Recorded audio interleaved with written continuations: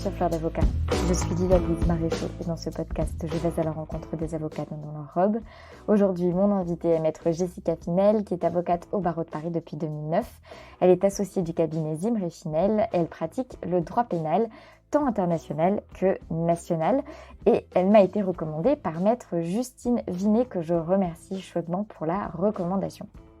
Et Justine m'en a parlé, mais je connais d'autres personnes qui connaissent Jessica Finel et toutes ont été absolument enthousiastes à l'idée que je l'interviewe, que je diffuse cette interview aussi, ce qui laissait présager plutôt du positif quant à cette rencontre. Et effectivement, vous allez voir que Jessica est pleine d'enthousiasme et d'entrain et de joie, et je pense que voilà, pour illustrer un podcast sur comment est-ce qu'on est avocat bien dans sa robe, eh bien c'est plutôt une bonne cliente.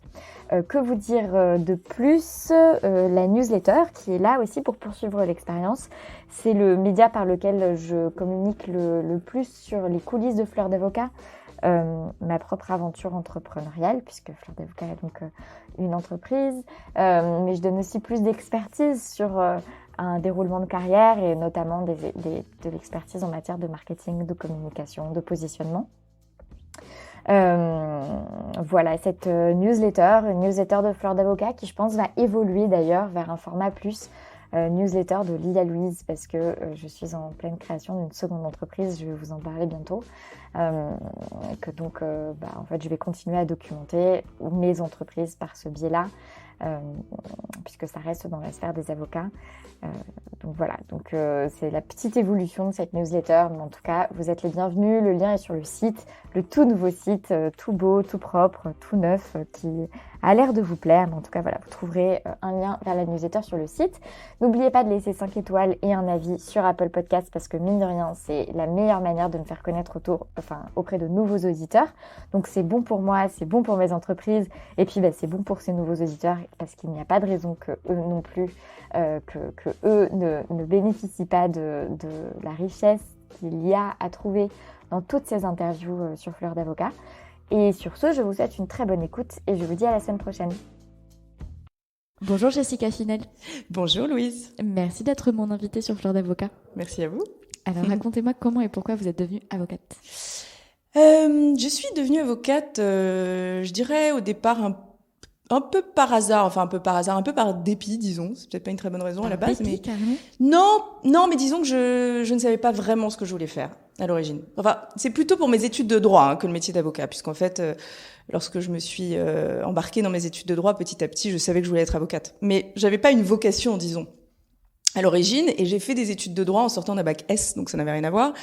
Mais je ne savais pas vraiment ce que je voulais faire.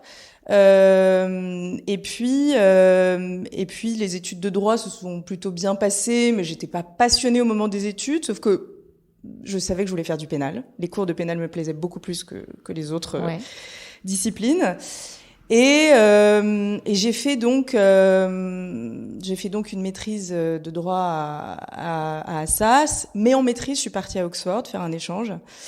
Ça a été une année un peu à part. Oxford, c'est vraiment, c'est un univers vraiment assez, très très élitiste, mais en même temps aussi très en dehors de ce qu'on connaît en France. D'abord, c'est magnifique, évidemment, c'est imprégné d'histoire.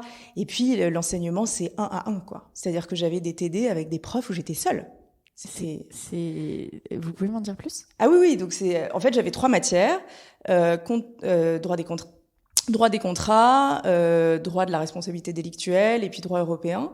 J'avais que 3 matières, j'avais quelques cours en amphi mais pas beaucoup, et j'avais un tutor dans chaque matière, et le tutor, j'étais soit seule, soit avec un autre élève pendant 1 heure et demie chaque semaine. Et c'est le même principe qu'un TD avec 20 personnes, sauf que vous êtes seul. Donc c'est beaucoup plus intéressant, c'est beaucoup plus privilégié. Il n'y a pas d'échappatoire, faut avoir préparé, faut avoir bossé. Mais c'est complètement fou, en fait. Dans quel contexte vous êtes allé à Oxford ? Vous dites un échange, c'était organisé par Assas ? Oui, c'était un échange Erasmus ou Socrate, enfin, je sais plus quel était le programme. Ah ouais, fou.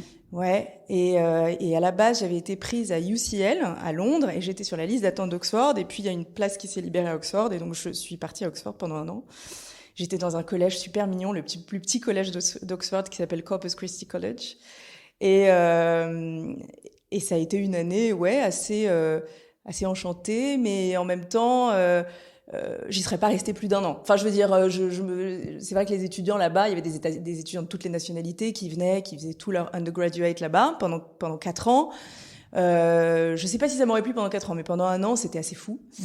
Et ensuite, j'ai découvert là aussi, je pense, le goût de l'international, que j'avais déjà un petit peu avant, mais aussi ce plaisir de travailler avec des gens d'autres nationalités dans une autre langue, enfin en l'occurrence l'anglais, j'en parle pas d'autres, mais en anglais. Et je crois que j'ai découvert ça aussi à ce moment-là, avec une autre culture, une autre approche, une autre mentalité, un mélange d'informel chez les anglo-saxons, mais en même temps de grande rigueur. Et ça m'a beaucoup plu. Et puis je me suis fait des amis qui étaient là pour d'autres matières que le droit. Je me souviens notamment avec une de mes amies, Pauline Ferney, qui est devenue avocate mais qui ensuite a quitté le métier et qui est devenue éditrice. Elle était à Oxford la même année que moi, et puis on avait monté un groupe de musique. On savait pas du tout chanter, mais c'est pas grave, avec 2 autres étudiants là qui étaient en philo, l'autre qui était en lettres classiques, je crois. Et on répétait dans une des pièces qui avait des centaines d'années de cette université d'Oxford. Enfin bon, c'était super. Et puis quand je suis rentrée en France, là j'ai fait l'Institut de criminologie. Ouais. Et là ça a été vraiment une révélation. C'est-à-dire que je pense que c'est la première année où j'ai découvert ce que c'était que d'aimer apprendre, en fait, que d'aimer l'enseignement. Et c'était d'abord la matière me plaisait vraiment.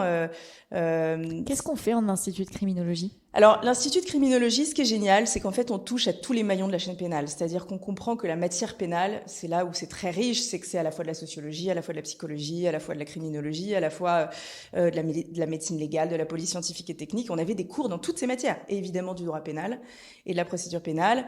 Et ce qui est génial, c'est qu'en fait, les profs sont des praticiens. Et sont les pontes dans chacune de leurs disciplines. C'est-à-dire qu'on avait la directrice de l'Institut médico-légal en médecine légale, dont le nom m'échappe maintenant. On avait le directeur de la police scientifique et technique. On avait en psychiatrie, on avait un expert auprès des tribunaux, le docteur Zaguri, qui est quand même très réputé.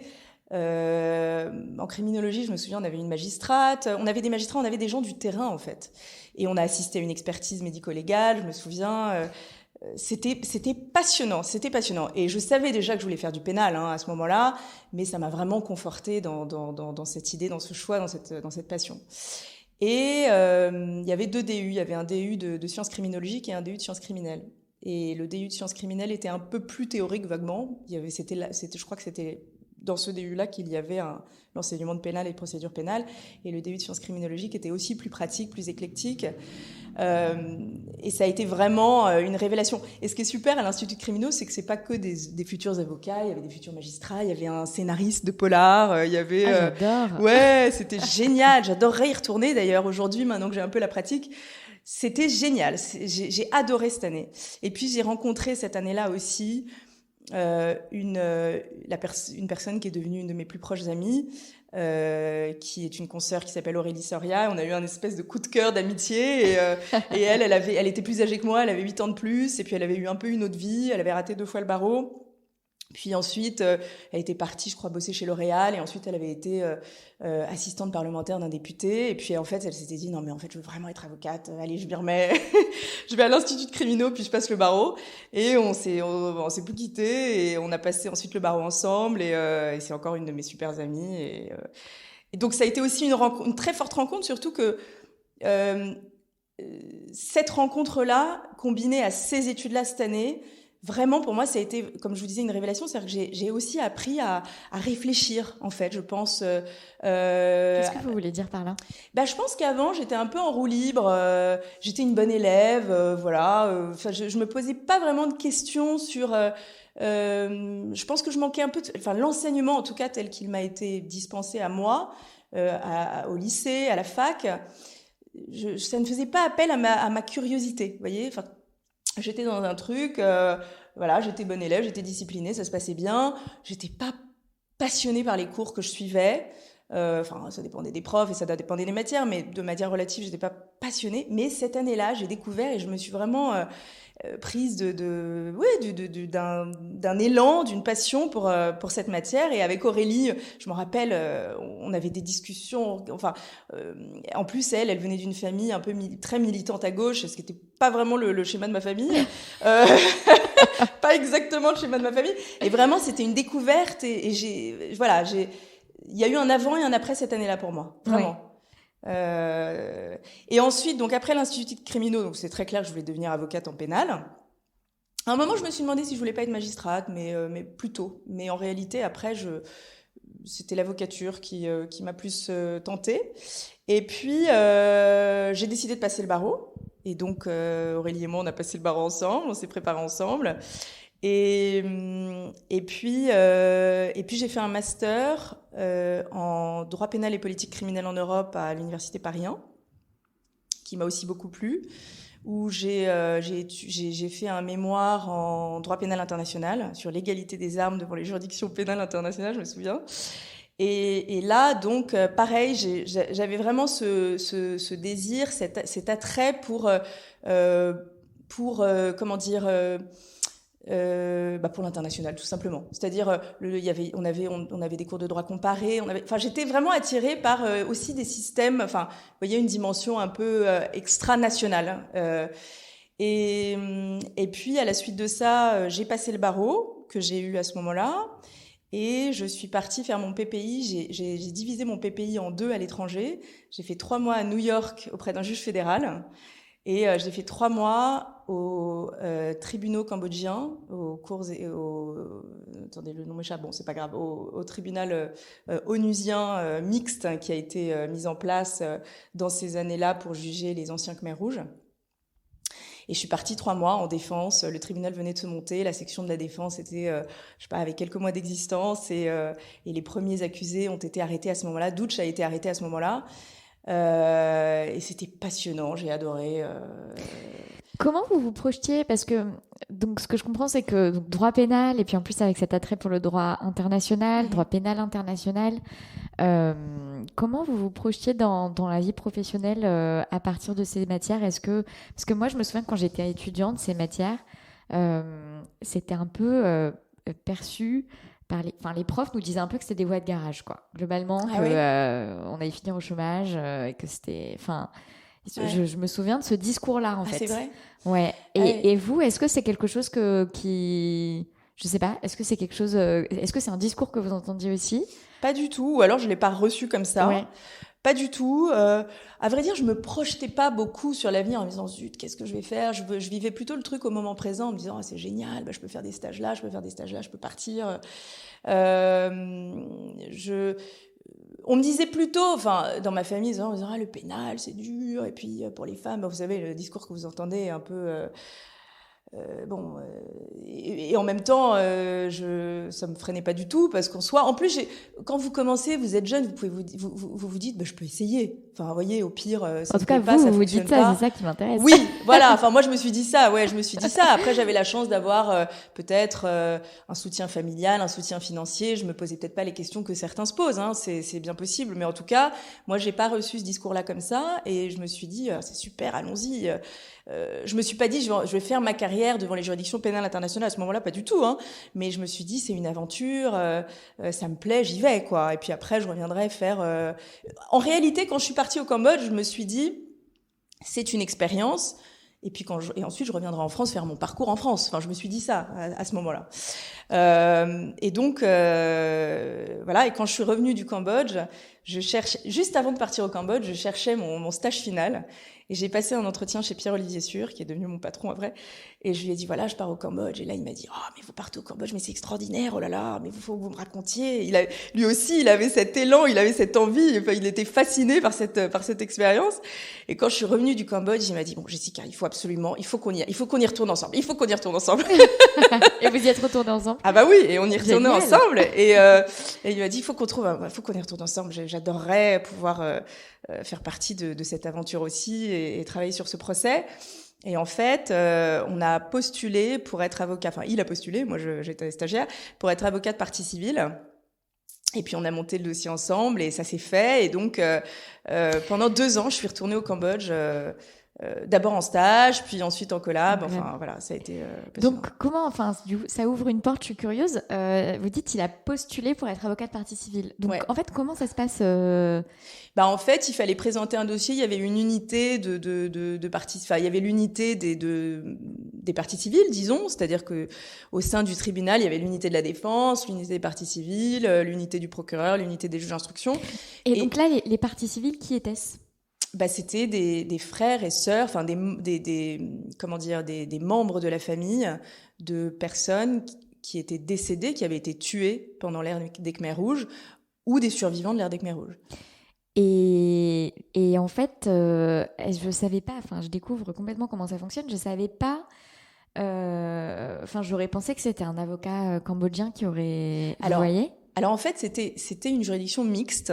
Et donc, pour chaque avocat, pour chaque procureur, pour chaque juge d'instruction, on était dédoublés. C'est-à-dire qu'il y avait un procureur international, un procureur cambodgien, un juge d'instruction international. Et pareil chez les avocats, il y avait un avocat cambodgien, un avocat international. Donc les équipes étaient doubles, étaient mixtes. Et donc c'était super intéressant, c'était passionnant. C'était avec toutes les difficultés aussi inhérentes à travailler avec quelqu'un qui n'a pas du tout la même culture juridique, qui ne parle pas forcément votre langue, qui n'a pas les mêmes réflexes, qui n'a pas la même formation, mais toute la richesse aussi que ça représente en fait. Et moi je me souviens du confrère qu'on avait, on en avait plusieurs je crois, mais il y en avait un en particulier. Son nom m'échappe, mais je me rappelle, je l'aimais beaucoup. Je me rappelle d'un jour où on était allé manger un petit déj, il m'avait emmené manger un petit déj, des nouilles, des nouilles sautées, des soupes, de la soupe aux nouilles sautées dans un petit resto cambodgien à 8h du mat. Et et c'était passionnant. Donc vous intégrez le cabinet de Pierre-Olivier Sûr, d'abord comme collaboratrice. D'abord comme stagiaire. D'abord comme stagiaire et vous restez comme collaboratrice. Ouais. Pendant 2 ans, vous êtes restée 2 ans, c'est ça, avec lui? Ah non, je suis restée 8 ans. 8 ans avec presque lui. 9 ans avec lui. D'accord, c'est juste l'histoire du Cambodge. Oui, le Cambodge, ça a duré de 2000, ça a duré je crois que le procès auquel on a assisté de Doutch, je crois que c'était en 2010 ou en 2011. Donc pendant 2-3 ans, j'y suis retournée régulièrement en fait. Et parfois seule. Puis en plus, là-bas, moi, je me sentais un peu chez moi parce que le stage, j'avais fait des rencontres géniales, voilà, à la fois professionnelles, à la fois personnelles. J'ai adoré, je m'y suis sentie. Vous savez, c'est dingue en fait quand vous allez dans un endroit. Vous pouvez y passer 2 mois, vous pouvez y passer 2 ans. En fait, tout dépend c'est une question d'affinité, en fait, avec l'endroit, avec les gens. Tout d'un coup, j'ai fait des rencontres à vie, en fait, qui ont construit ma vie après, alors que j'ai pu rester 1 an à Oxford et j'ai pas fait les mêmes. Vous voyez, enfin, c'est vraiment, et là-bas, il y a eu une espèce d'alchimie, en fait. Et donc, quand j'y allais, j'étais vraiment dans mon élément et j'adorais y retourner. Et donc, ça a été passionnant, cette aventure avec Pierre-Olivier, Sûr. Et puis ensuite, donc j'étais collaboratrice dans son cabinet. Comment ça se passait cette collaboration justement? C'était super. J'ai eu beaucoup de chance. À vrai dire, j'ai eu beaucoup de chance parce que à l'époque, donc on était d'abord 2 collaboratrices dans au pôle pénal. Pierre-Olivier Sûr, donc qui est associé d'un cabinet avec à l'époque, je sais pas, il y avait peut-être une vingtaine d'avocats. Qui ensuite, donc Pierre-Olivier a été bâtonnier par la suite à la fin de ma collaboration, sur la dernière partie de ma collaboration. Mais au départ, on était 2 collaboratrices. Il avait une associée, Nathalie Schmel, qui était aussi ma boss. Et ensuite, on était 5 à la fin. Et en fait, la première collaboratrice, c'était Vanessa Bouzardo, et on est tous devenus très amis, en fait. Donc c'était génial. Il y avait Vanessa, ensuite il y avait Clément Sweet, ensuite il y avait Mathias Chichportige, qui est devenu l'associé de Pierre-Olivier, et puis il y avait Aloïse Blin. Et on est tous devenus, donc on avait une super équipe. C'est-à-dire que c'était... Qu'est-ce qui faisait que cette équipe était si super? En fait, on s'entendait hyper bien, on avait des dossiers passionnants. Petit à petit, le dossier cambodgien, c'était le premier dossier international du pôle pénal. Mais ensuite, ça nous en a amené d'autres. Et puis Pierre-Olivier, il a pris comme moi le goût de l'international. Donc ensuite, je suis retournée au Sénégal. Avec lui, on a eu un dossier au Sénégal. Puis on a eu d'autres... pas nécessairement pour lesquels on a eu besoin de se déplacer de la même manière, ou pas nécessairement pour des procès à l'étranger, parfois oui, parfois non, mais disons que on avait un vrai confort parce que la qualité des dossiers, parce que la qualité du relationnel au sein du pôle pénal, on se faisait confiance, l'ambiance était bonne, et puis il a cette immense qualité en tant que patron de responsabiliser beaucoup ses collaborateurs et de leur faire confiance et de les mettre en avant. Et ça, c'est rare, en fait. C'est-à-dire que si vous rédigez un article avec lui, il y a votre nom dessus, vous faites des conclusions, et il va dire au client, encore là, on a encore un dossier ensemble qu'on suit depuis l'époque, on a obtenu une OMA et ça a été difficile, il a dit au client devant moi, il y a 2 semaines, vous savez que c'est Jessica qui a tout fait, hein, c'est grâce à elle, hein, non, moi j'y suis pour rien, vraiment, elle aurait pas été... Enfin, vous voyez, il est comme ça, en fait. Et donc c'est génial, parce que du coup, on est valorisé, on a envie d'aller plus loin, et puis c'est très vertueux. On a envie de faire les choses bien. On est très investi dans le cabinet, donc c'était vraiment des années géniales. Voilà, c'était des années géniales. Et puis au bout d'un moment, c'était la fin aussi d'une période et on est tous partis. Qu'est-ce qui a marqué la fin de cette période ? Ensuite, Pierre-Olivier est devenu bâtonnier, donc ça a un peu changé quand même la dynamique. Et puis quand il est revenu, on était tous là aussi depuis un certain nombre d'années en fait, hein, et il n'y avait pas forcément à ce moment-là de place pour l'association des uns ou des autres. Et donc on peut pas rester collaborateur éternellement, même si c'était une période vraiment un peu, c'était une parenthèse enchantée pour tout le monde. Enfin c'était. Et puis en plus, on a été très bien. Enfin moi, j'ai tout appris là-bas, quoi. J'ai appris le métier, mais on a appris. Oui, et puis j'oublie de vous dire qu'il y a eu aussi, si vous voulez, on avait vraiment cette chance d'avoir des dossiers extraordinaires. On travaillait avec Clémence Witt à ce moment-là, qui était donc aussi collaboratrice chez Pierre-Olivier, sur le dossier Yasser Arafat. Je sais pas si vous vous souvenez, sa femme avait déposé une plainte en France pour empoisonnement parce qu'il était mort sur le territoire français. Donc l'infraction avait été en partie commise sur le territoire français. Et Clémence et moi, on était quand même allés à Ramallah assister à l'exhumation de Yasser Arafat. Mon Dieu. Et vous imaginez le truc, avec 3 juges d'instruction français, avec en plus l'autorité palestinienne qui voulait garder le contrôle de la procédure, donc qui avait fait venir des experts russes. Enfin, c'était un truc, c'était complètement lunaire. Et en plus, si vous voulez, on a des anecdotes. Je me souviens, avec Clémence, on repart de Ramallah, on va vers Jérusalem, et c'est, je crois, non pas l'ambassadeur, mais le consul de France à Jérusalem qui nous ramène et qui ouvre le coffre, qui prend nos valises, et on voit qu'à côté de nos valises, il y a les bacs de glace avec les restes du corps. Oh mon Dieu. pour les faire expertiser en France, vous voyez, donc par la valise diplomatique, qui nous dit attention, vous mettez quand même vos valises un peu plus à droite là, parce que à gauche, faut qu'on attention. Y aller. Et donc non, mais c'était des années passionnantes. Et puis en plus, vraiment, j'ai appris moi beaucoup à la fois la rigueur, la technique, mais aussi la stratégie. La stratégie dans les procédures, comment utiliser les stratégies médias, les stratégies presse, mais aussi les stratégies de défense. Et quand on a des dossiers comme ça qui sont aussi un peu médiatiques, c'est intéressant parce qu'il y a d'autres enjeux, il y a des enjeux géopolitiques, il y a des enjeux diplomatiques, il y a des enjeux. Donc c'était vraiment passionnant et c'était très complet comme exercice. Et puis à un moment, moi je suis partie un peu par la force des choses parce que je suis tombée enceinte et que mon mari est anglais. Et que ça faisait un certain nombre d'années qu'on était là, que en l'occurrence, ça faisait 8 ans que j'étais dans ce cabinet, et qu'en fait on a décidé à ce moment-là de partir en Angleterre, de prendre une année un peu plus cool avec ma première fille. Et donc je suis partie m'installer en Angleterre, j'ai quitté le cabinet, je suis restée avocate, je revenais souvent à Paris, etc. Mais j'ai aussi voulu créer une pratique avec des cabinets anglais, me faire connaître un peu auprès de cabinets anglais. Alors là, à ce moment-là, vous partez, donc vous avez été collaboratrice pour ce cabinet. Est-ce que vous aviez développé une clientèle personnelle ? Parce que vous dites, vous partez. Oui. J'entends que vous partez pas pour un nouveau poste ailleurs. Non, ouais. Que vous partez un peu en mode, là, j'ai ma fille. Je suis mon mari en Angleterre, je profite de ma fille, je reste quand même avocate. Ouais. Oui. Donc, sachant qu'on devait partir pour 1 an ou 2 à la base. Bon, on est resté plus longtemps, mais on devait partir pour 1 an ou 2. Et puis, l'idée, j'avais des clients perso. Pas suffisamment pour avoir une activité à plein temps, disons. Mais je voulais en fait... L'idée, c'était de m'installer à mon compte et de développer une activité un peu plus à l'étranger aussi. Enfin, c'est-à-dire plutôt, pas forcément plus à l'étranger, mais sur des affaires plus transnationales, avec des cabinets anglais, sachant que je parlais bien anglais. Ce qui était un créneau qui n'était pas non plus très prisé en France, vous voyez, auprès des pénalistes. Et puis en même temps, d'avoir aussi un petit peu de temps, c'est-à-dire d'avoir une pratique où pendant 1 an ou 2, je construirais ça à mon rythme, et je reviendrai en France régulièrement pour les dossiers que je suivais, mais aussi j'établirais une forme de réseau là-bas à Londres, etc. Comment vous vous y êtes prise alors ? Alors j'ai écrit à des cabinets anglais, certains avec lesquels j'avais eu des contacts par des dossiers de Pierre-Olivier, voilà, en leur disant je me suis installée, est-ce qu'on peut se rencontrer et puis j'ai fait pas mal de tours de cabinet à Londres. Certains qui ont été fructueux, d'autres non, mais après c'est du long terme tout ça, en réalité vous savez jamais, un jour on vous appelle et voilà. Et puis en fait, au bout d'1 an ou 2, peut-être même moins, je reprends contact avec quelqu'un que je connaissais depuis que j'avais 20 ans, qui s'appelle Françoise Imray, qui est maintenant mon associée. Et vous le connaissiez comment ? Alors, par des liens familiaux. Enfin, moi, je le connaissais pas, mais disons que c'était le frère d'un ami d'enfance de ma mère. Bon. Et puis un jour, quand j'ai 20 ans, ma mère le croise et il lui dit ma fille fait du droit, etc. Et lui, à ce moment-là, était député européen.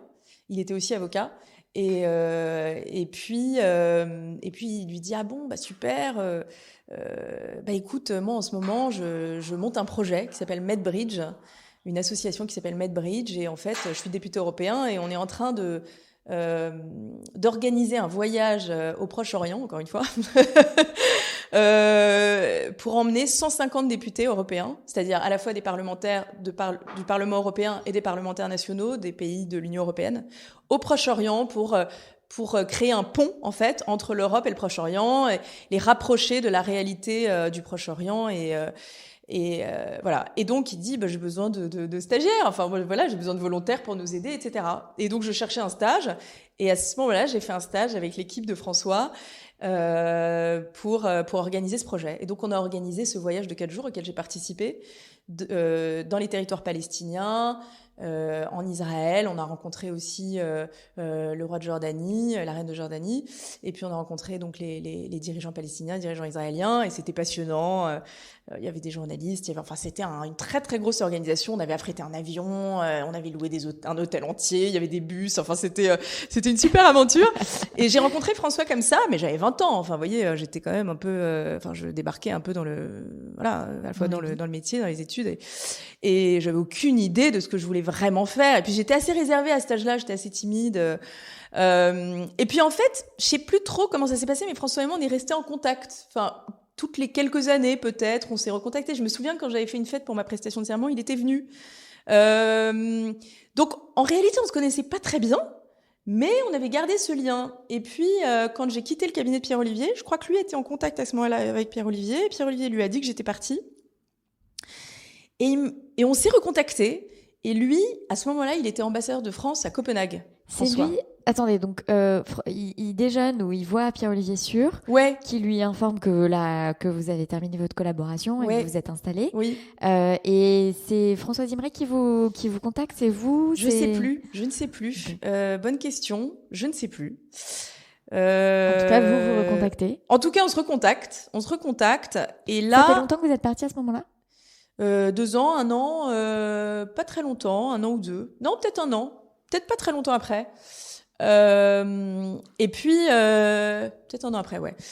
Oui, 1 an après à peu près. Et donc, on se recontacte. François, à ce moment-là, donc après avoir été député européen, avocat, etc., il est devenu ambassadeur de France pour les droits de l'homme, sous la tutelle de Bernard Kouchner, du ministère de Bernard Kouchner, qui est à ce moment-là ministre des Affaires étrangères.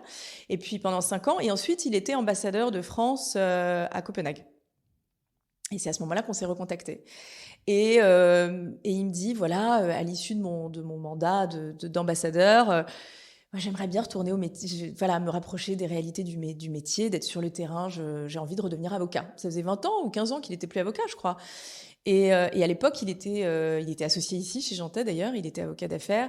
Mais entre-temps, il avait vraiment, il s'était rapproché enfin, il avait œuvré dans le domaine des droits de l'homme puisqu'il était devenu ambassadeur des droits de l'homme et donc il m'avait dit voilà, fort de mon expérience à la fois d'avocat en droit des affaires et aussi d'ambassadeur des droits de l'homme, moi j'ai envie de redevenir avocat et dans les droits de l'homme et aussi dans le domaine business and human rights, de développer ça. Et alors il n'était pas complètement sûr, c'était pas évident pour lui en fait parce que c'était un peu un retour, disons, enfin, il fallait repartir de zéro quand même, vous voyez. Enfin, ça faisait 15 ans qu'il était plus avocat, il avait plus de clientèle, il était ambassadeur, enfin, c'était quand même pas évident. Donc, je pense que ça a fait son chemin, mais on s'est beaucoup parlé pendant 1 an ou 2, ça a pris un certain temps. Je pense qu'on a appris à se connaître aussi vraiment pendant cette période-là. Et donc, c'était des échanges où vous parliez de lui, il réfléchissait, j'y vais pas, Oui, lui, voilà, lui, il était ambassadeur. Il était ambassadeur, donc lui, il fallait qu'il termine son mandat, et puis il adorait son mandat d'ambassadeur aussi. Enfin, il a adoré son mandat d'ambassadeur à Copenhague, mais il voulait, à l'issue de ce mandat, disons, envisager effectivement un retour à la profession. Mais voilà, on en discutait, disons, c'était ouvert, on en discutait, et puis je pense que on s'est beaucoup parlé, c'était très sincère, c'était très agréable, c'était très bienveillant et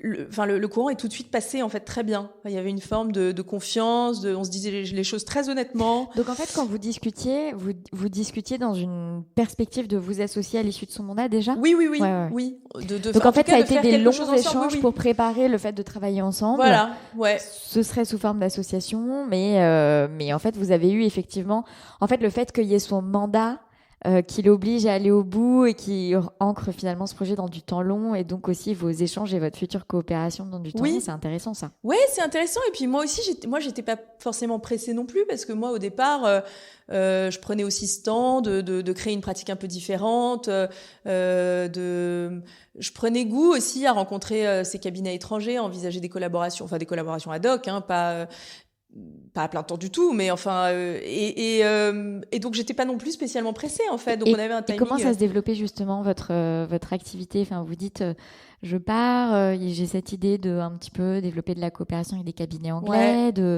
en même temps je veux garder du temps pour ma famille à ce moment-là, etc. Comment ça s'est développé ? Vous avez évoqué des déjeuners, certains qu'on transformé, qui se sont qu'est-ce qui s'est créé à ce moment-là vous dans votre pratique ? J'ai travaillé sur quelques dossiers avec des cabinets anglais. Et comment vous travaillez justement avec eux ? C'est eux qui me contactaient pour des dossiers qui posaient des problématiques de droit pénal français ou des problématiques, voyez, ou des dossiers, je sais pas, ça pouvait être des dossiers d'extradition avec, je sais pas, une demande de remise aux autorités françaises, donc il fallait expliquer à une juridiction anglaise quels étaient les tenants, les aboutissants, en quoi ça consistait. Je pouvais être contactée pour être un peu expert en droit pénal français et éventuellement faire une legal opinion, mais éventuellement la présenter devant une juridiction anglaise, ce que j'ai pas fait en l'occurrence, mais les legal opinions si. Donc c'était un peu le bouche à oreille en fait. Bon voilà. Après, à ce moment-là, j'avais pas une activité à plein temps avec des cabinets anglais du tout, hein, mais entre l'activité en France et l'activité avec ces cabinets-là. Je travaillais. Ça correspondait à ce que vous vouliez, quoi. Oui, ça correspondait à ce que je voulais, mais j'étais très ouverte et très enthousiaste quand même au projet qui se dessinait avec François. Et puis au bout d'un moment, on s'est décidé. Et puis on a monté notre cabinet fin 2018, début 2019. Et on est ravis. Et donc comment ça se passe ? Alors on a voulu en fait monter un cabinet qui soit un peu différent. Enfin on a voulu, c'est-à-dire que ça correspondait aussi à nos schémas de vie. François lui à ce moment-là s'installait à Genève aussi. Moi j'étais installée en Angleterre et donc on a voulu monter un cabinet qui avait vocation à être aussi un peu dématérialisé, bien avant le Covid d'ailleurs. C'était un peu on a eu le flair peut-être. Et à monter ce cabinet qui soit un peu entre Genève, Paris et Londres. Avec cette dimension internationale, avec le fait que François était un ancien diplomate, donc il avait cette compétence-là, cette sensibilité-là,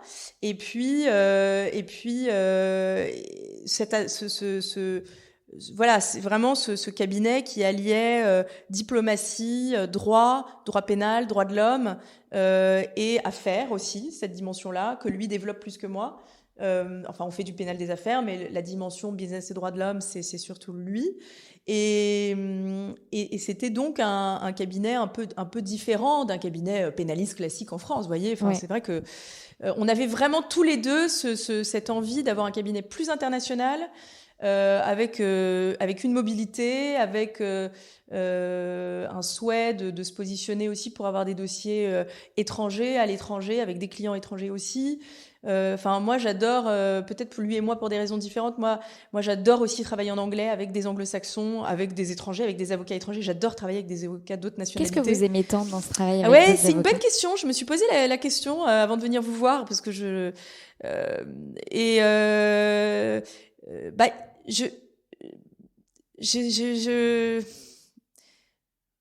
bien. Je trouve ça assez riche. Je trouve ça assez différent, assez exotique, assez fascinant en fait. Je sais pas. Enfin, je sais pas. Il y a quelque chose qui me plaît et qui m'attire. Et puis j'ai épousé un anglais en plus. Pour ne rien arranger. Non, mais je vous pose cette question parce que quand j'ai fait mon bilan, donc j'ai vécu en Argentine et en Espagne, et j'ai aussi vécu au Canada et en Nouvelle-Zélande, et donc je suis trilingue anglais-espagnol. Oui. Et quand j'ai fait mon bilan de compétences, qui m'orientait vers la RH, la consultante qui m'a accompagnée dans mon bilan de compétences m'a dit mais avec un profil comme le vôtre, il faut absolument que vous alliez vers des postes très internationaux, des chargés RRH dans des grands groupes qui ont des problématiques où il faut travailler en coopération avec les autres filiales ailleurs, etc. Et bon, moi je suis là en mode ok. Et en fait, je dis mais moi je m'en fiche en fait de parler espagnol et anglais au boulot. Enfin, moi je suis juste contente de parler espagnol avec mes potes en Argentine, ou avec mes potes argentins ou hispanophones en France quand je les vois, mais en fait, vraiment, je m'en fiche que ce soit une langue de travail. Et pareil pour l'anglais. J'aime beaucoup parler anglais quand je voyage, avec mes amis anglophones. J'écoute des podcasts en anglais. Bien évidemment, je regarde mes films en VO et tout, mais vraiment, ça m'indiffère complètement d'avoir une pratique complètement, locale, française, francophone. Et donc c'est pour ça que je vous pose cette question parce que ça m'amuse en fait. J'ai l'impression qu'il y a des personnes pour qui justement le fait intrinsèquement parlant de pouvoir parler une langue étrangère au travail il le valorise vachement en soi. Et moi j'avoue que je m'en fiche, et donc je suis curieuse en fait je pense que pour moi c'est un voyage en fait de travailler avec c'est peut-être ça, c'est un voyage de travailler avec des gens d'autres nationalités et de parler avec eux dans une autre langue. Ça me permet de m'extraire vraiment, j'ai l'impression de me transporter ailleurs, en fait. Et puis, il y a quelque chose que je trouve, je sais pas, convivial, sympa. Il y a quelque chose que je trouve convivial. Que vous trouvez plus convivial en langue étrangère qu'en français. Oui, vraiment, vraiment. Il y a quelque chose que je trouve plus convivial. Et ça tient à la culture des autres pays avec lesquels vous travaillez. Vous disiez tout à l'heure à Oxford qu'il y avait un côté... j'ai perdu le mot que vous avez dit, mais ça a attisé ma curiosité. Vous disiez, il y a à la fois une grande rigueur et à la fois quelque chose de d'informel. Ouais. Disons qu'avec l'anglais, moi, je trouve qu'il y a quelque chose d'informel. Ouais. Je trouve qu'avec l'anglais, déjà, il n'y a pas la question du tutoiement, du vouvoiement. Je trouve qu'il y a une forme de direct, de spontanéité, de quelque chose que je sais pas, que je retrouve pas forcément en français de la même manière, en tout cas dans le monde du travail. Après, ça peut être aussi une façade. Les anglo-saxons peuvent avoir ce côté faussement chaleureux, peut-être plus les Américains que les Anglais. Mais moi, j'aime bien. Je trouve que ça met à l'aise. Je trouve que c'est... moi, j'aime bien. Ça me plaît. Ça me plaît. Mais c'est pas, ça ne tient pas qu'aux Anglais je parle pas une autre langue, mais je veux dire, on peut travailler avec des Grecs, des Italiens, des Russes, le fait de parler dans une autre langue et de travailler avec des étrangers, ça me plaît beaucoup. beaucoup. Mais c'est amusant ce que vous dites sur ce côté informel. Je me souviens, donc je vous ai écrit pour vous inviter sur ce podcast. Oui. Et vous m'avez répondu dans la foulée. Et puis, tout de suite, avec beaucoup d'enthousiasme, point d'exclamation, nanana, je suis ravie, etc., etc. Et moi, je suis comme ça aussi Oui, je sais. Mais... j'ai perçu. Mais non, mais c'est agréable. C'est agréable. Mais ça m'a fait sourire parce que c'est vrai que, en fait, c'est assez rare les Français qui se lâchent sur ça, quoi. Dans leur manière de communiquer, dans un milieu professionnel, dans un contexte professionnel, c'est assez rare que d'entrée de jeu. Oui. Et c'est vrai que ça ressort plus j'ai l'impression à l'étranger potentiellement, et même dans des milieux d'affaires, ils osent plus pas mettre 1000 formulations empoulées dans leur... Absolument. Et qu'en France, on a beaucoup plus ce côté... Mais oui, je trouve où vraiment. Les emails ont cette tonalité un peu de lettre de motivation. Actuellement, en master... Oui, il y a quelque chose de un peu plus engoncé, un peu plus formel. Je trouve qu'on retrouve moins à l'étranger, je trouve. Puis on s'appelle vous voyez, enfin, après c'est encore une fois, c'est du pur formalisme et ça veut pas dire que derrière il y a mais c'est pas grave. Moi je trouve que c'est très important. On s'appelle par nos prénoms. Je sais pas, vous écrivez à quelqu'un, Dear Jessica, la question se pose pas. Et ça crée quand même une forme de proximité. Et puis je pensais aussi, vous voyez, par exemple. Je sais pas, quand dans certains dossiers dans lesquels on était intervenus, qui ont fait l'objet de comment dire, qui nous ont conduits à être interviewés par les médias. Du coup, moi, je me suis occupée un peu plus des médias anglo-saxons. Et pareil, sur un plateau de télé, les journalistes, ils vous mettent très à l'aise, quoi. So, Jessica, let us know. Je sais pas comment vous dire, il y a un truc. Alors que moi, je trouve que il y a quelque chose de beaucoup plus cadré, restrict. Je sais pas comment dire. Il y a un cadre qui est plus intimidant en France. Et c'est pareil au niveau de l'éducation d'ailleurs. Je sais pas, mes filles sont à l'école en Angleterre. Il y a, moi, je trouve qu'en France, l'enseignement que j'ai reçu, ça a peut-être changé, hein, mais l'enseignement que j'ai reçu, c'était très intimidant. Et je trouve que l'intimidation, la hiérarchie, ça fait partie de ce qu'on impose aux élèves, aux enfants, et ça les met mal à l'aise, et ça donne pas confiance. Et je trouve que les anglo-saxons ont cet art quand même de vous mettre en confiance. Enfin, moi, je le ressens comme ça. Ouais, je le ressens super. comme ça. Et vous disiez que vous aviez eu à cœur avec Françoise Imray de créer un cabinet un petit peu différent et en fait d'allier cet international que vous avez tous les deux différemment, lui avec aussi une casquette de diplomatie et en plus un parcours d'avocat d'affaires avant de faire une parenthèse dans sa vie d'avocat justement dans la diplomatie. Comment est-ce que vous avez... Parce que c'est une chose de se dire, voilà, on a toutes ces cartes.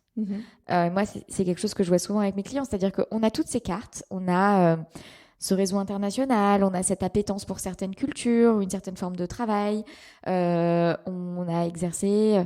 et c'est différent de se dire, en fait, maintenant, qu'est-ce qu'on va offrir à nos clients ? Globalement, nos services, ça va être quoi à partir de ces cartes ? Est-ce que vous, c'est une question qui s'est posée ?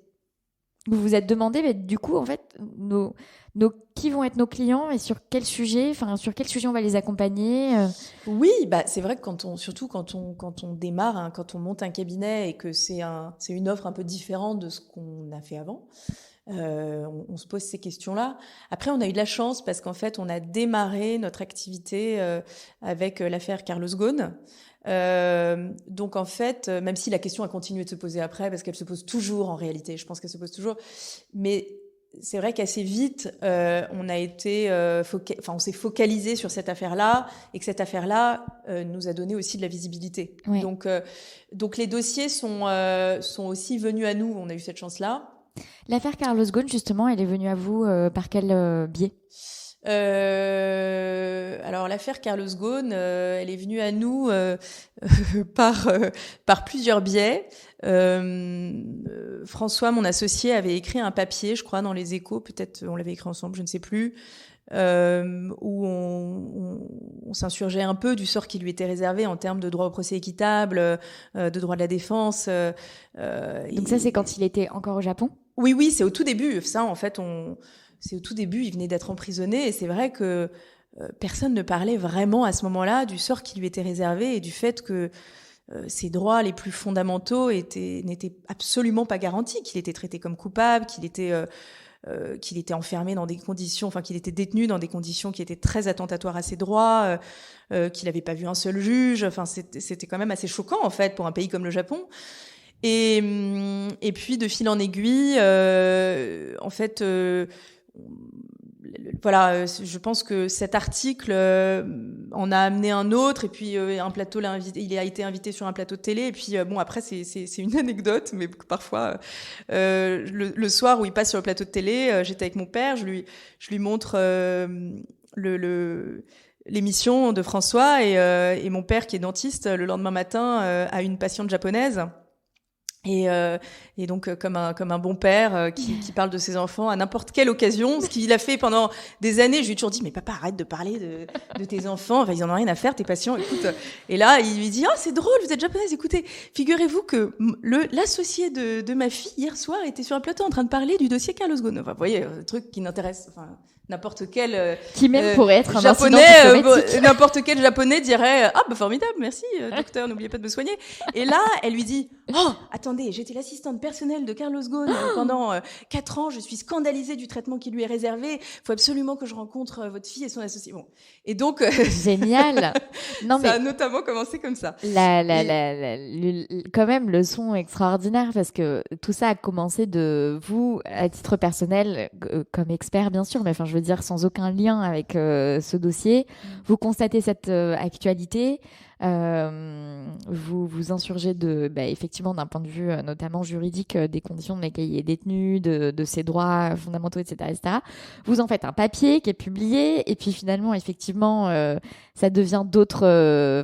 Vous suivez l'affaire avec ce regard d'expert, mais sans être commandité par un client en particulier, enfin juste un regard d'expert, quoi. Oui, exactement. Et effectivement, de fil en aiguille, et puis ensuite il y a ce grand hasard de la vie, mais aussi parce que vous en parlez à votre père qui sait ce que vous faites, etc., etc. Tout ça, ça devient cette opportunité. Enfin, moi j'adore ces histoires, je trouve ça formidable. Cette histoire est dingue, oui, c'est vrai que cette histoire est dingue, et elle nous a mis en relation avec la famille, et puis assez rapidement, on a été mis en relation avec les avocats japonais, et on est venu en soutien en fait à leur défense pour nous dénoncer devant le groupe de travail des Nations Unies sur la détention arbitraire le régime qui lui était imposé, et qui pour nous, eu égard aux multiples violations des droits de la défense dont il faisait l'objet, constituait une détention arbitraire.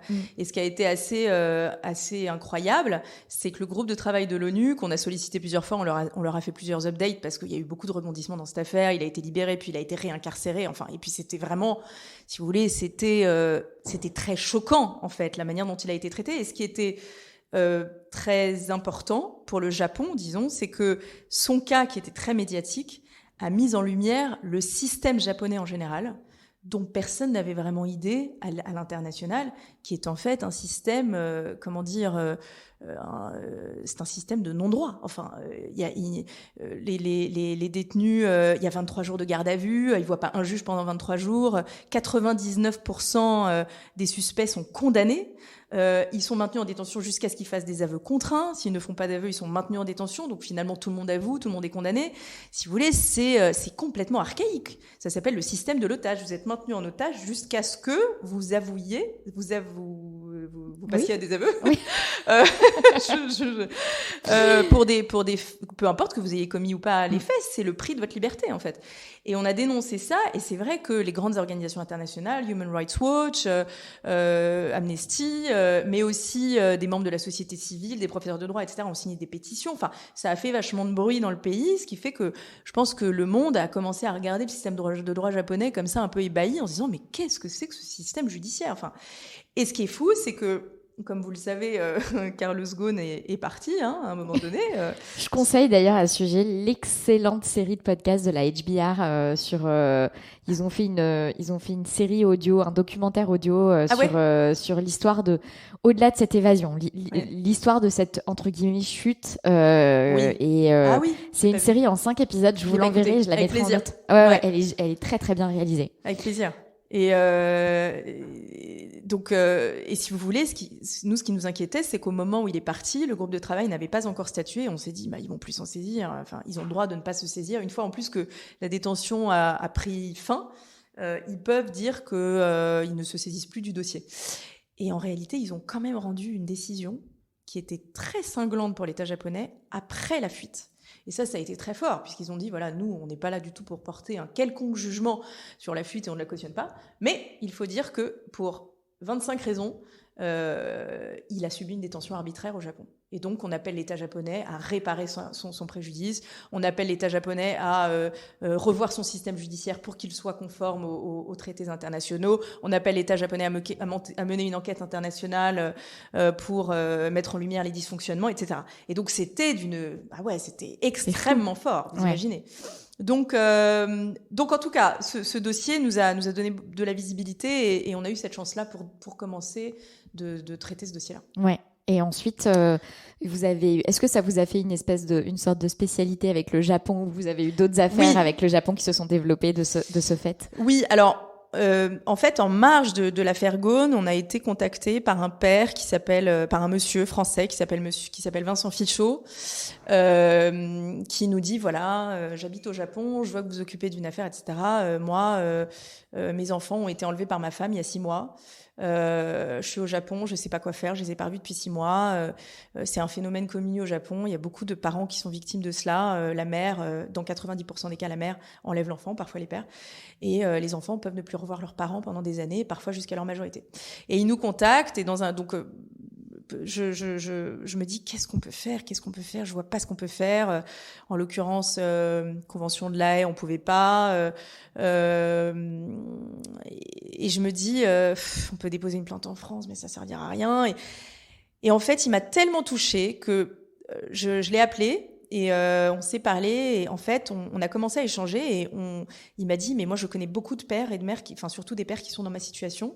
Et en fait on a regardé ce qu'on pouvait faire au niveau des instances onusiennes et on a décidé de déposer une plainte pour 10 pères, enfin en réalité 9 pères, une mère, représentatifs de tous les cas japonais, sachant que les ONG considèrent qu'il y a à peu près 150 000 cas par an d'enlèvement d'enfants au Japon. C'est énorme, ça s'explique comment ? C'est énorme. Alors ça s'explique comment ? Ça s'explique que la société japonaise est très traditionnelle et qu'en fait, l'enfant est considéré un peu comme un objet. C'est-à-dire que quand le couple se sépare, l'enfant, comme un objet, part avec le parent qui l'emmène et il devient son objet. C'est-à-dire que si la mère se sépare et qu'elle emmène les enfants, le père n'a plus de droit sur l'enfant. Et c'est pour vous dire à quel point, c'est que si un divorce est prononcé, il n'y a plus d'autorité parentale partagée. C'est-à-dire que le père perd l'exercice de l'autorité parentale. Et que si la mère se remarie, le nouveau mari peut adopter l'enfant. C'est-à-dire qu'il n'y a plus de lien de filiation. C'est d'une violence inouïe. Et en fait, je me suis rendu compte, j'ai découvert à ce moment-là, et c'est devenu le dossier qui me hante et qui est mon combat, en fait, depuis que je travaille là-dessus, parce que maintenant, du coup, je défends une quinzaine de pères qui sont dans cette situation. C'est qu'en fait, je me suis rendu compte que, alors, ça touche tous les niveaux sociaux, ça touche des Japonais, ça touche des étrangers, ça touche tout le monde. Et ce qui est terrible, c'est que c'est les actions des mères, mais si les mères arrivent à agir comme ça, c'est parce qu'elles sont en fait soutenues par les autorités japonaises qui, au pire, ne font rien, au mieux les y encouragent. C'est-à-dire que les mères, souvent, allèguent qu'elles ont été victimes de violences conjugales, s'en vont, sont hébergées dans des refuges pour femmes battues et elles sont financées par l'État. Et au cours d'une procédure de divorce, en fait, ou une procédure d'attribution de la garde, etc., c'est le parent qui a enlevé l'enfant qui est maintenu dans son droit.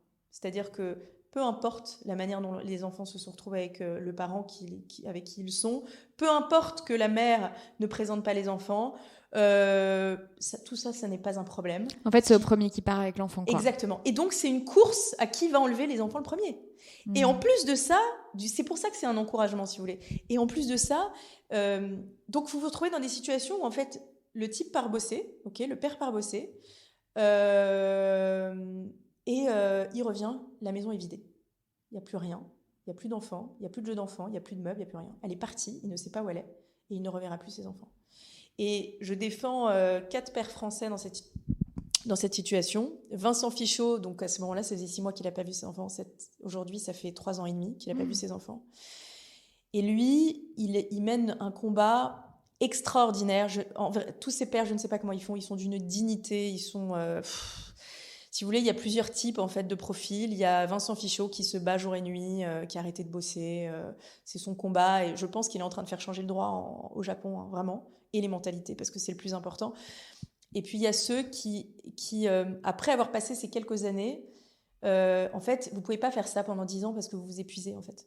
Et il y a un autre père que j'aime beaucoup, qui m'a expliqué que en fait, quand vous avez fini cette phase où vous vous battez tout le temps et c'est ce qui vous porte, en fait, il y a un point où c'est dangereux, c'est-à-dire que vous pouvez vous suicider en réalité, sauf si vous arrivez à passer à l'étape d'après qui est en fait d'accepter cet état de fait. Et de se dire que vous espérerez... Enfin là, j'ai eu un père hier au téléphone, il me dit, voilà, moi aujourd'hui, j'attends l'année 2030 parce que mon fils aura 18 ans. Et que je me dis qu'à 18 ans, peut-être que je pourrais le revoir, quoi. Et son fils, il a 8 ans et ça fait 5 ans qu'il l'a pas vu. Et il y en a un autre qui, au contraire, essaye de vivre et de ne plus y penser. Enfin, c'est impossible. Ouais. Hein.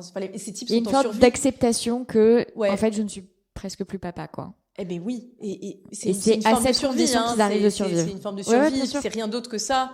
Mais Vincent Fichot, ce qui est extraordinaire, c'est que si vous voulez, moi, quand j'ai commencé à m'intéresser à ce sujet, les médias japonais n'en parlaient jamais, jamais. Il n'y avait pas un média qui en parlait, c'était que les médias internationaux, et encore. Quand vous vous retrouviez dans une procédure, comme je vous disais, de garde, les juges étaient un peu dans un déni, quoi. C'est-à-dire que, en fait, le problème, c'est que quand vous vous retrouvez devant un juge, le juge ne vous est d'aucune aide. C'est-à-dire que s'il vous donne un droit de visite, c'est 3 maximum, hein, au mieux. 3 heures par mois en lieu médiatisé, avec une association qui regarde. Si vous êtes un père étranger, vous n'avez pas le droit de parler à votre enfant dans une langue étrangère. Il faut lui parler en japonais. Vous n'avez pas le droit de jouer avec l'enfant. Vous n'avez pas le droit de lui donner à manger. Et si en revanche la mère n'exécute pas ce droit de visite, si elle n'amène pas l'enfant à l'association, il ne se passe rien. Il ne se passe rien. C'est-à-dire qu'il n'y a pas de sanction. Et est-ce qu'on... du coup, bon, c'est peut-être pas le lieu, mais est-ce qu'on sait ce qui explique ce soutien de l'État japonais d'un point de vue structurel, dans le droit, etc., aux parents qui enlèvent, et donc en l'occurrence majoritairement aux femmes ? En fait, c'est juste... ils ont une vision de l'intérêt de l'enfant qui est aux antipodes de la nôtre et qui est aux antipodes aussi de celle qui a été prévue par la Convention sur les droits de l'enfant que le Japon a pourtant ratifiée. Hein.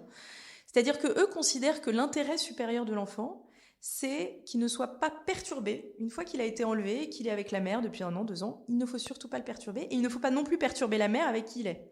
Donc, ils appliquent ce qu'ils appellent le principe de continuité, c'est-à-dire qu'on maintient un état de fait qui s'est installé et ce serait contre l'intérêt de l'enfant de perturber cet état de fait ou de perturber cette continuité, cette forme de stabilité.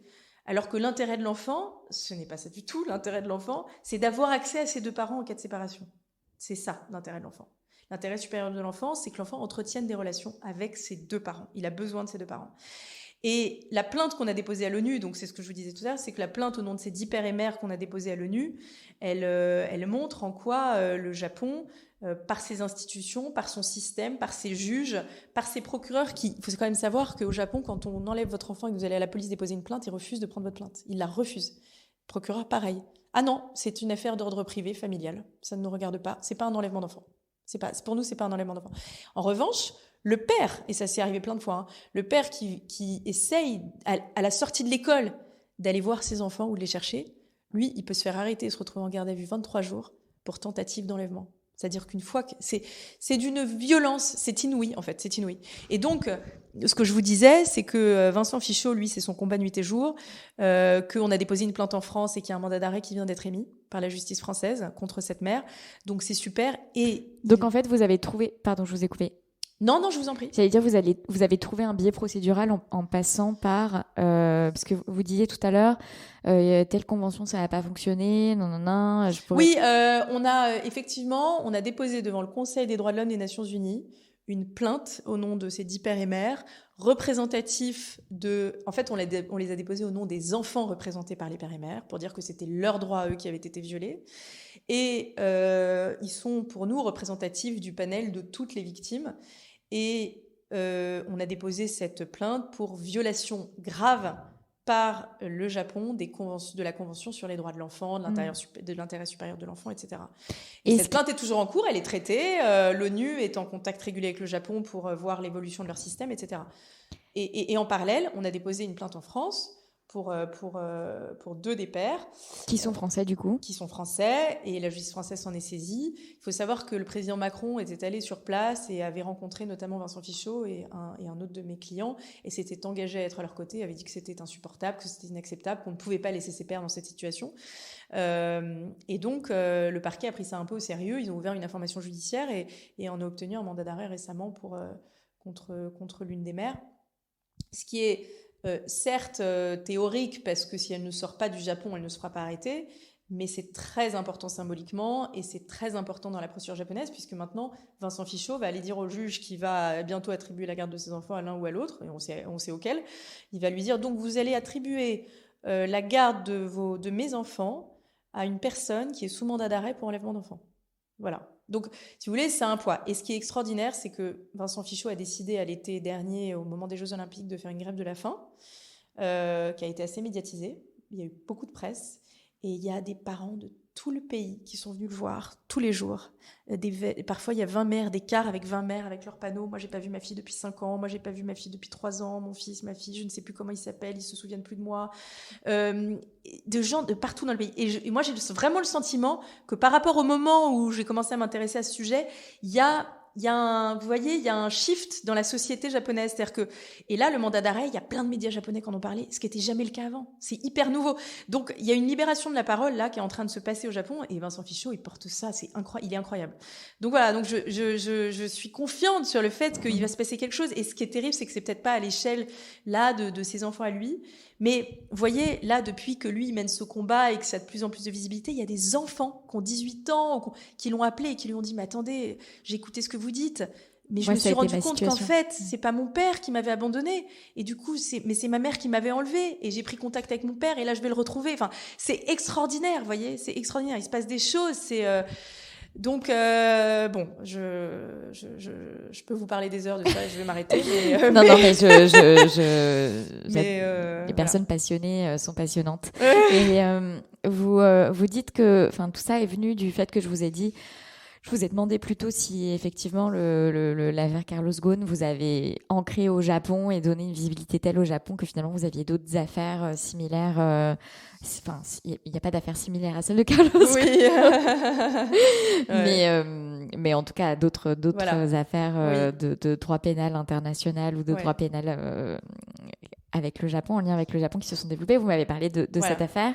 Est-ce qu'il y en a eu d'autres? Déjà, je trouve que c'est pas mal, mais est-ce que ça vous a créé d'autres liens avec le Japon? Non, à part beaucoup de parents qui nous contactent. Donc c'est vraiment cet aspect. C'est cet aspect-là. Ouais. Non, à part ça, c'est déjà pas mal. Oui, c'est déjà. Je crois qu'on ne pourra plus remettre les pieds au Japon déjà pendant un temps.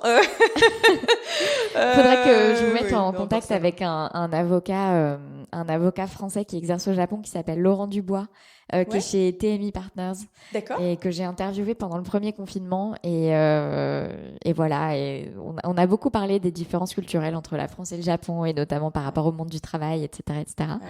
Donc, à défaut de pouvoir mettre les pieds au Japon, peut-être que vous pourrez rencontrer, par exemple, à l'occasion d'un de ces déplacements en France.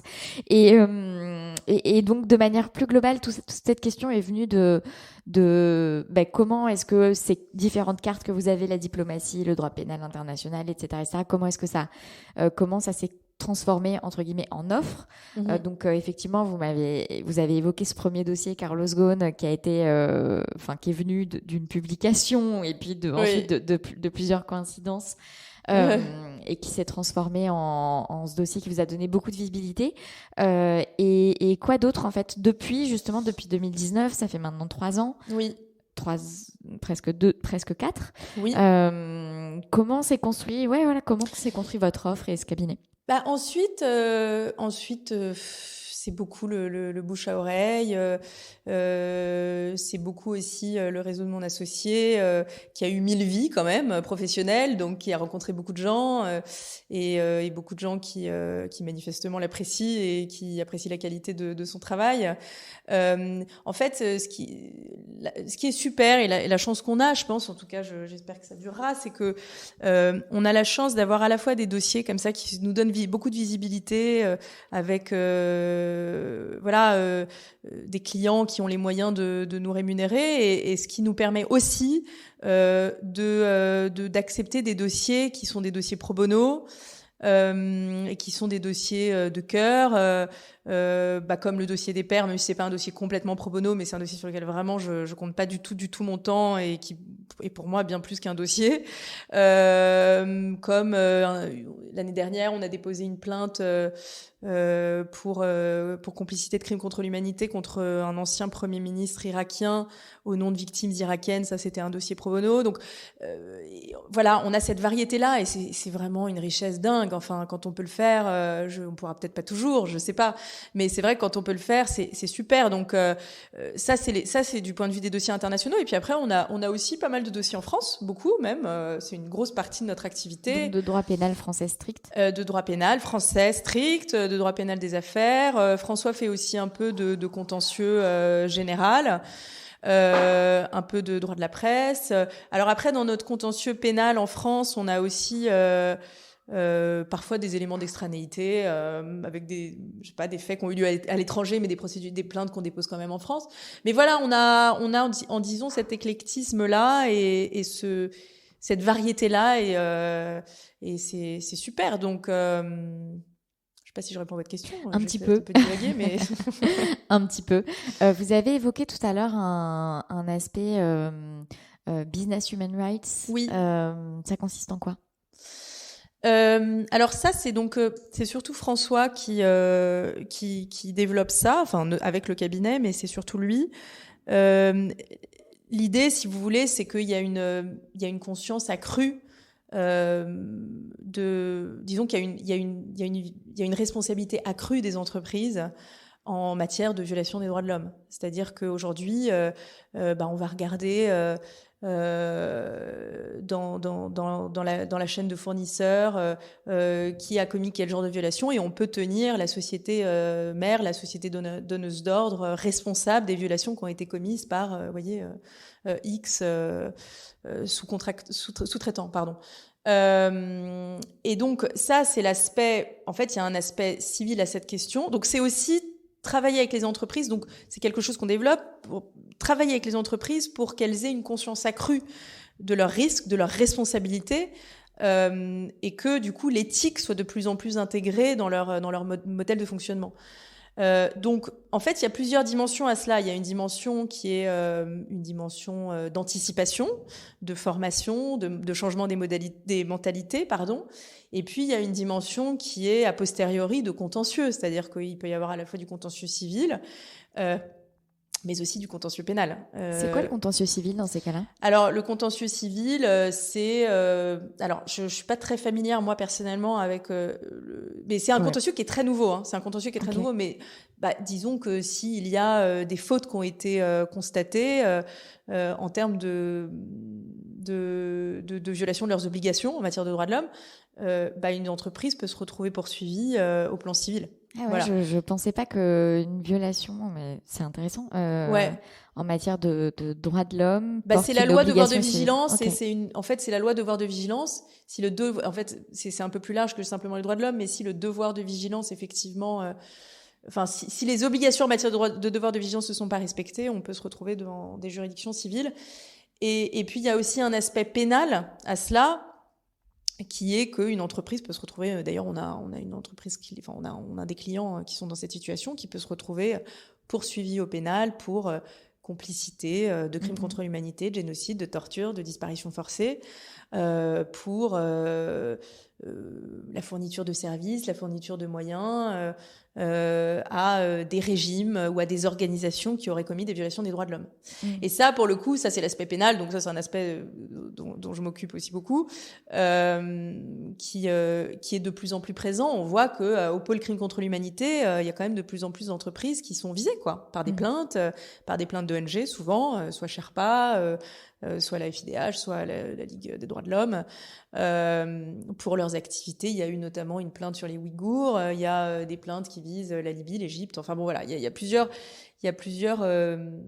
procédures qui sont en cours. Donc c'est vraiment un sujet qui est un sujet grandissant, la responsabilité des entreprises, la responsabilité pénale des entreprises. Et donc voilà. Donc ça fait partie du pénal, mais ça fait aussi partie d'autres choses. Mais c'est vrai que François, enfin ce qu'on essaie de développer aussi, c'est aussi l'anticipation, travailler avec les entreprises pour leur permettre de revoir leur méthode de reporting et aussi leur mode de fonctionnement. Là, vous voyez, ce qu'ils intègrent en fait dans leur mode de fonctionnement. L'aspect plus compliance, quoi. Ouais, exactement. Ouais. Est-ce que ça a été difficile pour vous de trouver votre place à côté d'un homme comme lui ? Non, parce qu'il m'a beaucoup facilité la tâche. Comment il vous a facilité la tâche ? Il me fait confiance. Donc et très vite en fait, je sens beaucoup de confiance, de respect, d'estime et ça se manifeste comment cette confiance ? Ça se manifeste comment il me demande beaucoup mon avis, on partage beaucoup, on se parle beaucoup, et puis c'est des choses qui se sentent. Vous voyez ce que je veux dire ? C'est pas forcément facile à expliquer, mais c'est la qualité de notre relationnel en fait. En fait, ce qui est super, mais c'est comme ça dans tout en réalité. C'est, je veux dire, c'est la qualité de la relation, quoi. La relation de travail, la relation d'amour, la relation d'amitié. Enfin, je veux dire, la qualité en particulier dans une relation de travail, la communication, le fait qu'on se dise vraiment les choses avec beaucoup de bienveillance. Je pense que c'est super important. Enfin, je sens qu'il est vraiment c'est que de la bienveillance à mon égard, en fait. Donc à partir de là, en fait, je pense qu'au début, je me suis dit bon.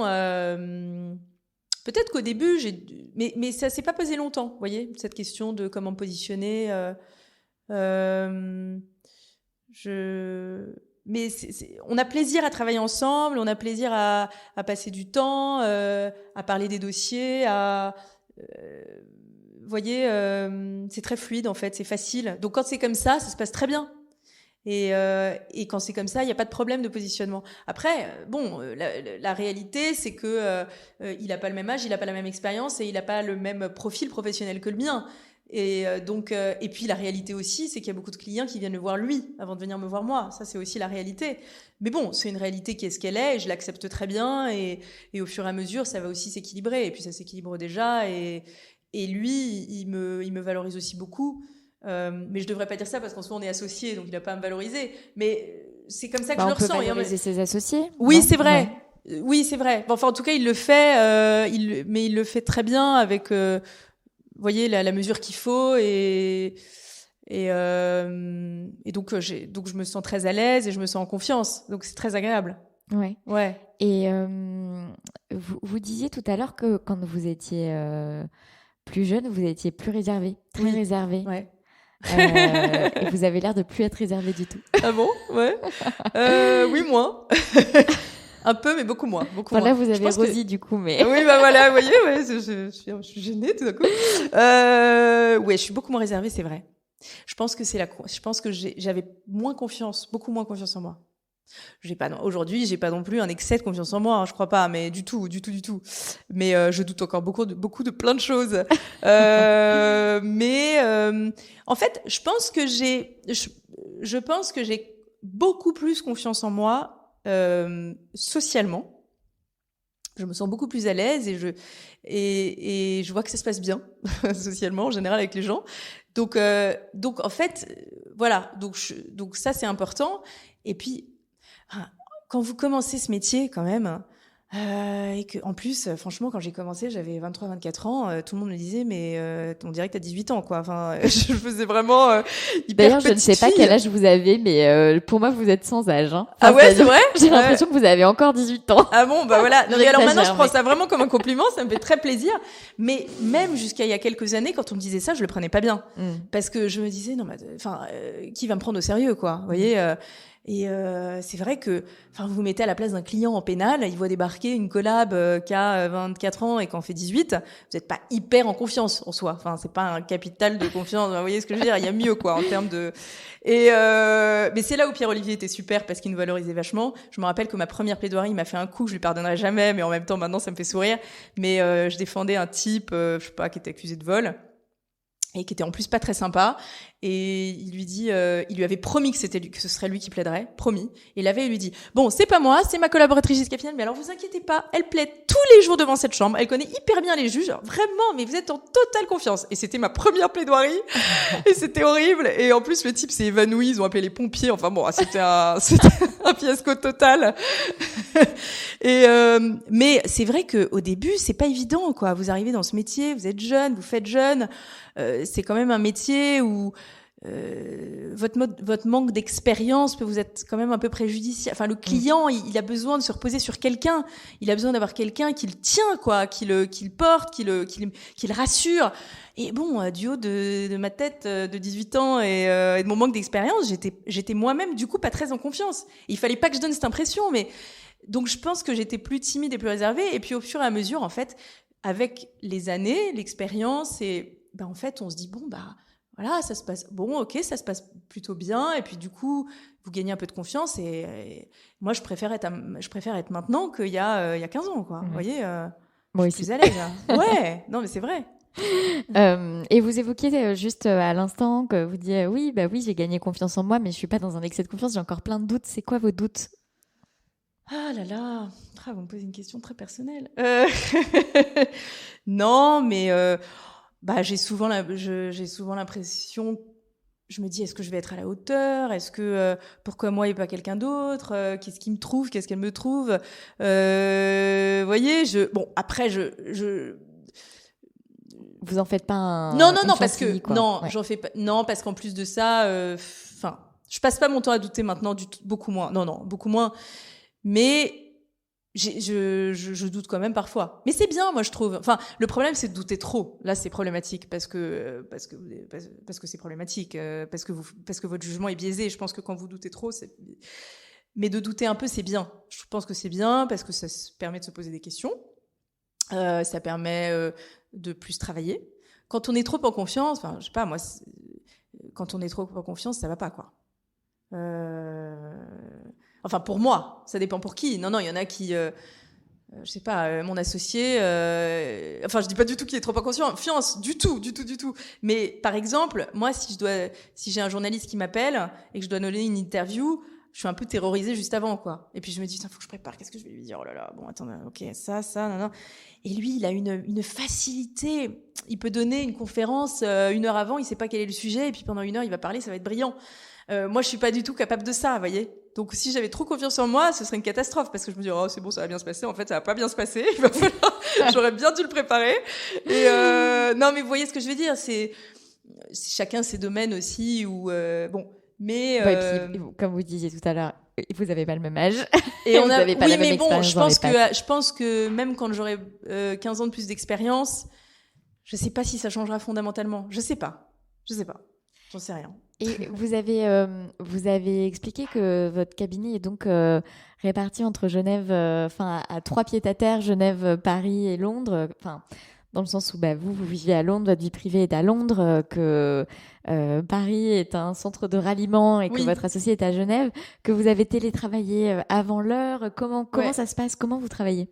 Oui, alors du coup, on a notre base ici, à Paris, évidemment, notre cabinet. On a notre équipe ici, on a une collaboratrice super, qui est top, Catalina Della Sota, et on a 2 stagiaires. Et donc, on travaille tous dans un open space. François, lui, est entre Genève et Paris, mais il est quand même beaucoup à Paris. Moi, je suis entre Londres et Paris, mais moi, je viens, comme j'ai 2 petites filles, je suis moins là que lui, mais je viens quand même très régulièrement pour mes audiences, pour des rendez-vous importants, et puis je peux faire aussi un aller-retour s'il faut. Enfin bon, en fait, c'est assez facile quand même. On a notre équipe qui travaille ici. Voilà. Après, moi, je leur parle 12 fois par jour au téléphone. Enfin, on se parle tout le temps. C'est comme si c'est vrai que c'est un peu comme si j'ai l'impression d'être là. J'ai pas du tout l'impression d'être à distance, vous voyez. Mais quand je suis là, j'essaie quand même de passer pas mal de temps au cabinet. Quand j'ai pas d'audience j'essaie quand même d'être là. Moi, j'aime bien passer du temps avec l'équipe. J'aime bien l'équipe. J'aime bien l'idée de travailler en équipe. J'aime bien échanger. J'aime bien le contact humain, en fait. Donc voilà. Et puis bon, c'est vrai que comme je suis pas là tout le temps, c'est quand même normal que quand je suis là, j'essaye d'être là et de passer du temps, qu'on passe du temps ensemble en équipe. Mais voilà, non, ça se passe plutôt bien. Après, c'est vrai quand on fait passer des entretiens pour des stages, moi je leur dis tout de suite, écoutez, on a un modèle un peu particulier. Si vous cherchez un cabinet pénaliste comme le modèle dans lequel j'étais avant, où on tape aux portes, bon attends, tu peux me relire mon truc, ma lettre, mes conclusions et tout. C'est pas notre modèle. C'est vrai que c'est pas notre modèle. Après, on se parle beaucoup, c'est très fluide, etc. Mais on a un modèle un peu plus dématérialisé, un peu plus. Sauf que maintenant, avec le Covid, malgré tout, c'est quand même beaucoup plus démocratisé, quoi. Oui, non, mais carrément. Mais voilà, c'est vrai que c'est comme ça qu'on fonctionne, et non, mais c'est chouette, ça fonctionne bien. Le Brexit vous a compliqué la vie ? Ah ouais. Oui. En fait, non. Le Brexit seul, je sais pas, mais le Brexit combiné au Covid, beaucoup, parce qu'en fait. Tout est plus compliqué. L'Eurostar, machin, ouais. Avec les tests, les trucs, les périodes de confinement. Enfin, il y a des moments où quand je rentrais, fallait que je sois confinée 10 jours. Il y a des moments où je pouvais pas venir. J'ai eu le Covid en Angleterre en décembre. En France, ils me l'ont pas reconnu. Ils n'ont pas reconnu le Covid, donc j'ai dû me faire vacciner juste après. Bon, je vous passe les détails, c'est pas très intéressant, mais oui, c'est insupportable ce Brexit. Non, c'est chiant. Mais bon, enfin, c'est quand même gérable, mais c'était plus compliqué, ouais. Comment vous projetez votre exercice ? Comme ce qu'il est maintenant, en espérant que... Non, mais c'est vrai. En fait, on a envie de rester une petite structure. Donc, ça veut pas dire qu'à un moment, on sera pas 3 associés et 2 collaborateurs. Ça veut pas dire qu'on sera pas 2 collaborateurs. Enfin, vous voyez, qu'on va pas prendre un autre collab. On va peut-être prendre un autre collab à un moment donné. Mais on veut vraiment rester une petite structure, un peu boutique, très... parce qu'on veut aussi garder le niveau de fluidité et de facilité, le moins de formalisme possible, le moins d'organisation possible. On veut garder comme ça cette fluidité, vraiment. Et je pense qu'avec des plus grandes structures, c'est plus compliqué. Et puis, cet intuitu personae, le fait que... non, mais d'être une petite équipe, c'est chouette aussi, moi, je trouve. Non, c'est vrai.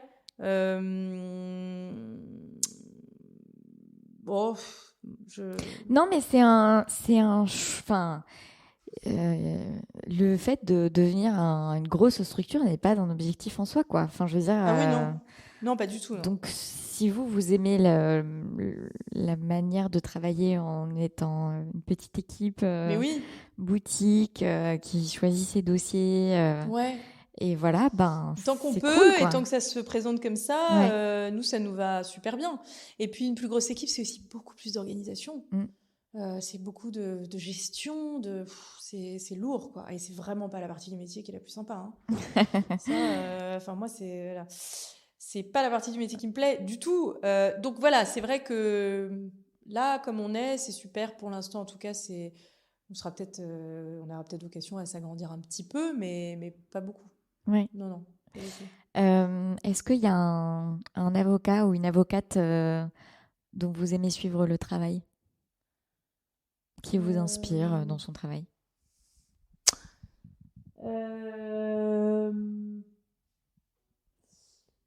Sûrement, beaucoup, mais c'est difficile de sortir un nom.